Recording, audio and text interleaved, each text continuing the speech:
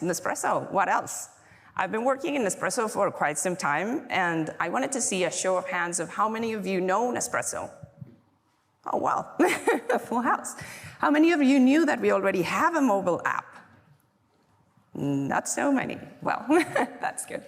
Well, for those of you who know our app, and for those of you who don't, you will see that our app currently, well, actually it's not currently, it's our old app, used to be based on features. So the way that we developed this app was thinking mostly of how to fulfill the needs, but how to do the stuff that we wanted people to do in the app. You can buy coffee straight from the convenience of your fingertips. We make sure that you have the right amount of coffee in the basket so that you can move forward to the checkout. And we make sure, and make sure again, but really, really, really make sure that you are positive about the product that you want to buy.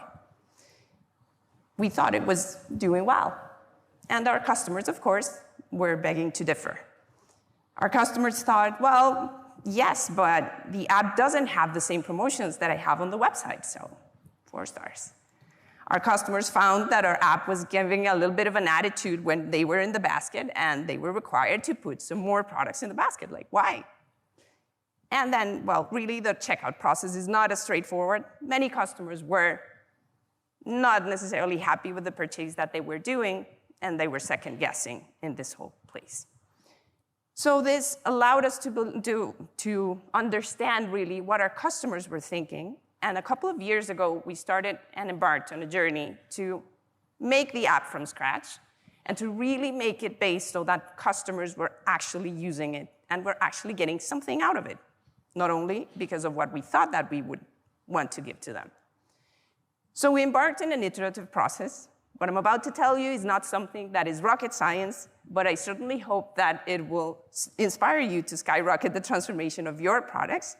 And it's about the ability to try and try again and see how things work and incorporate that feedback into whatever you build in your products.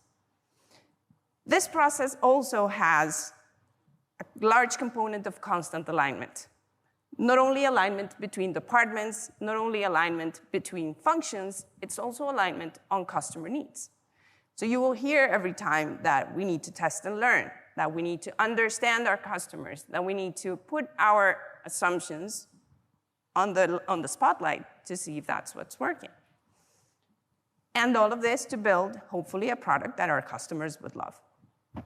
So what is it that we did? We took data-driven decisions. We said, let's start from the quantitative aspect of things, and let's start seeing what is it that we need to focus on.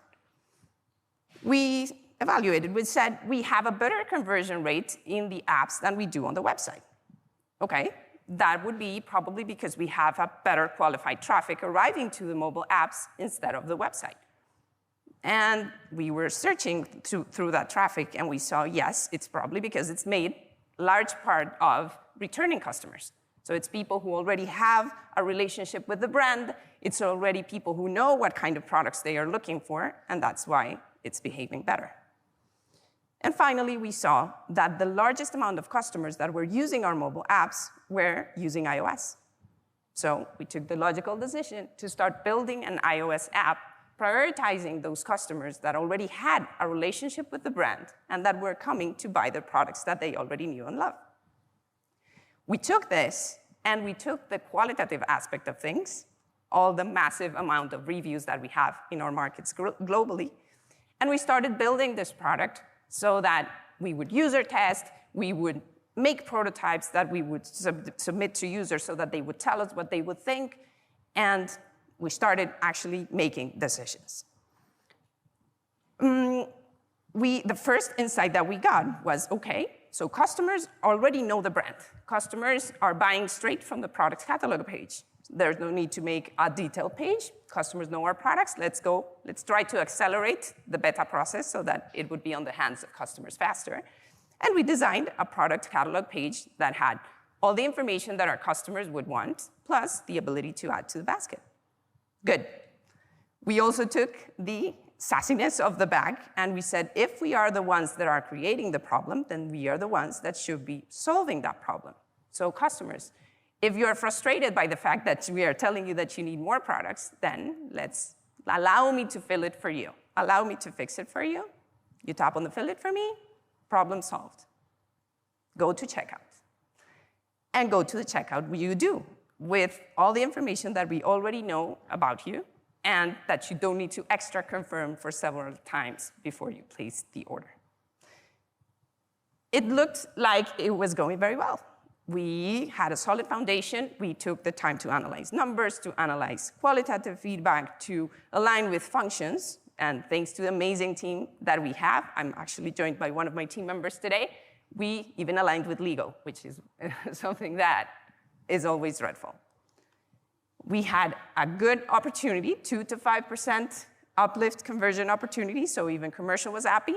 We were ready to build this. Actually, we were building it. We were ready to ship this to a beta state, first time for Nespresso in the digital environment, and launch it so that customers would actually use it and get more insights. Seemed like we were building better products. Seemed like we were aligned with every single person or at least every single function inside the organization and with customers.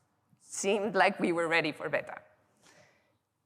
One day on a Friday afternoon, this is the last message that I was hoping to receive while we were preparing for the beta.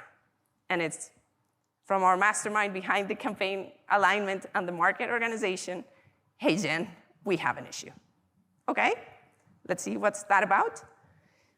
Since we built the product pages and we did not build the detailed product pages because of all the information that we had and all the testing that we did, well, I was sitting down with my family, he said, and I was trying to see if one of these products would be something that they would be allergic to.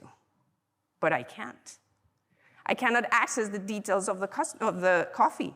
I cannot see the ingredients and allergens. This is actually something that I have taken to legal, and that is a compliance risk. So what do we need to do? We're not ready for beta anymore. Thanks to the fact that we have this iterative process, and that it's not only iterative, but it's also a process of learning, of trying again, and of course of using your own product, things that we don't necessarily do all the time. We have the capability to be flexible. We have the capability to adapt to the circumstances. And thanks to the fact that we had an amazing team, we also had the luck that the team was already building something to prevent this issue from happening. We had the product detail page where you could already access the information about the product. You could scroll to the ingredients and allergens section. And even though this was not necessarily a part of the initial product at the beginning, we quickly turned that around so that customers would be able to see all the information and the risk would be addressed. Now we're ready for beta. Now we are ready to deploy this to the hands of our customers and to accept those lessons that they are giving to us. So if I could leave you with the most important lessons that we learned would be, first, taking data-driven decisions. This is the most important part, but this is not the only part.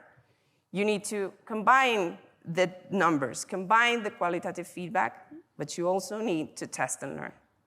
The fact that you put this live and that you put this in the hands of actual customers instead of thinking that you already know what they are going to do with your product, it's what gives the strength to this whole process. Of course, it also involves the constant alignment of functions and the constant alignment with markets, with users, with people. The most important component of all is the capability that we had to adapt because of the resilience and the flexibility that our team had. And the last but not least, the most important piece is that real life will always be, or will always beat the theory. Every time that you think that you know something, take a second guess. Every time that you think that customers will use your product in a certain way, take a second guess. Fortunately enough for us, the process was smooth. We did put the beta live a couple of months ago. We got all kinds of feedback from our customers. We got all kinds of learnings from them as well. And now I'm very proud to say that we have this working product, which is a completely new experience online, alive in iOS for the US and the UK. That's it. Thank you very much.